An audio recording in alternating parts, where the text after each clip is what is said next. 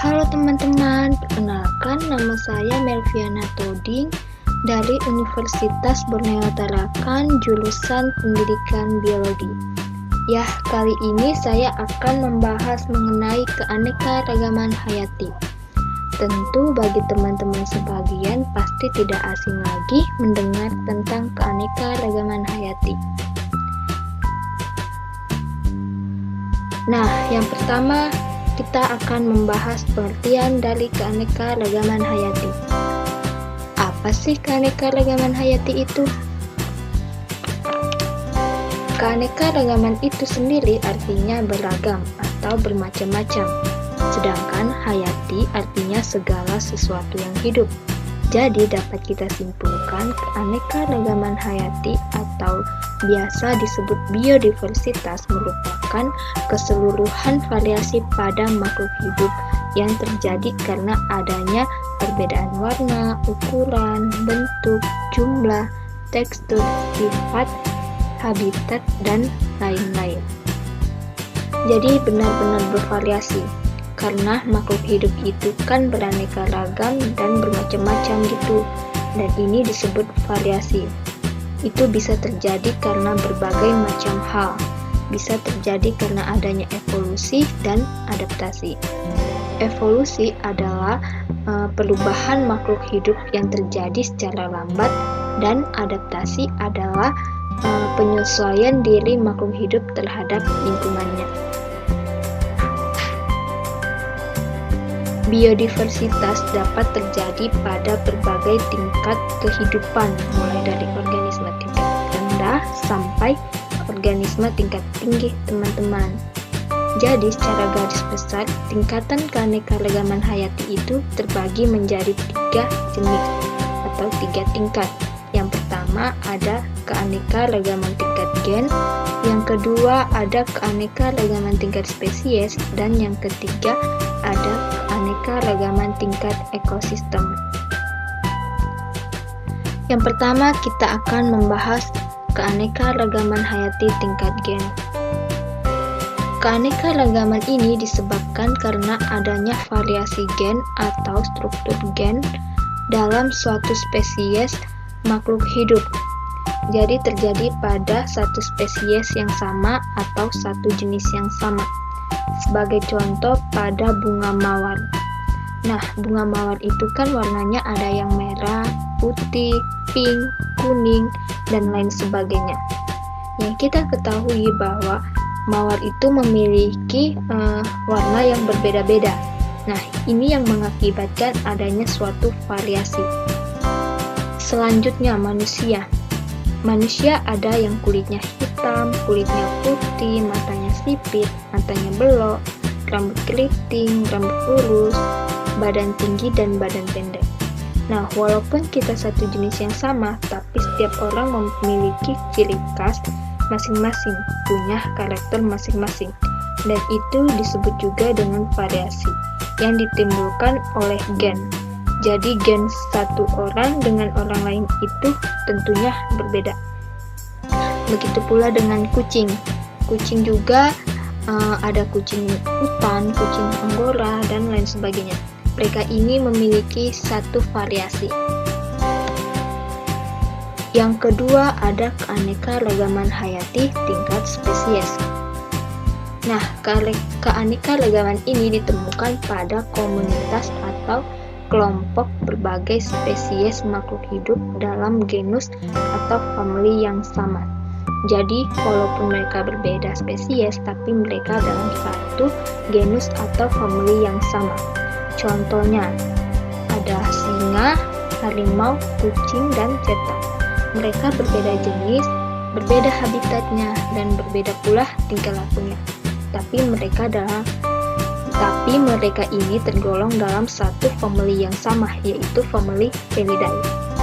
Yang kedua ada tumbuhan seperti pohon aren, pohon kelapa, dan pohon pinang. Nah, walaupun mereka memiliki jenis yang berbeda, spesiesnya beda, tapi mereka itu satu famili, yaitu famili Aracaceae. Dan yang ketiga ada kencur, kunyit, jahe, lengkuas. Nah, mereka ini juga memiliki jenis yang berbeda, tapi mereka satu famili yang sama, yaitu famili Zingiberaceae. Selanjutnya ada keanekaragaman hayati tingkat ekosistem.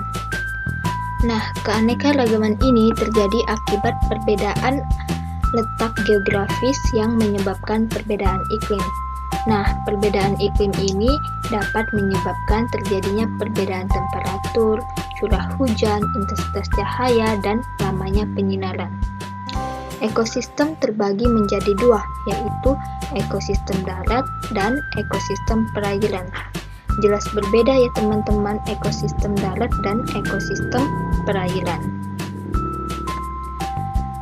Yang pertama kita akan membahas ekosistem darat. Nah, ekosistem yang ada di darat ini memunculkan berbagai macam bioma. Apa saja biomanya? Nah, yang pertama ada hutan hujan tropis. Hutan hujan tropis ini wilayahnya memiliki iklim tropis dengan tingkat keanekaragaman yang tinggi. Yang kedua ada savana. Savana adalah padang rumput yang disertai beberapa pohon yang dijumpai pada daerah dengan iklim tropis. Yang ketiga ada padang rumput. Padang rumput ini memiliki curah hujan yang tinggi, rumput tumbuh subur tanpa adanya pohon. Nah, padang rumput dan savana ini berbeda. Kalau di savana memiliki pohon dan di padang rumput tidak memiliki pohon. Yang keempat ada hutan gugur. Hutan gugur ini berada pada daerah dengan 4 musim, yaitu musim panas, musim semi, musim gugur, dan musim dingin. Yang kelima ada gurun. Gurun memiliki curah hujan rendah dengan ukuran paling luas serta memiliki sifat yang tandus. Hewan yang hidup di tempat ini seperti unta. Yang keenam ada tundra.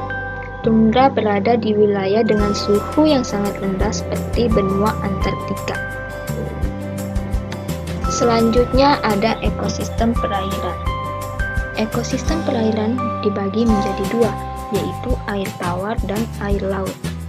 Kalau air tawar, suhunya itu rendah, salinitasnya atau kadar garamnya juga rendah, serta penetralisasi mataharinya juga itu kurang.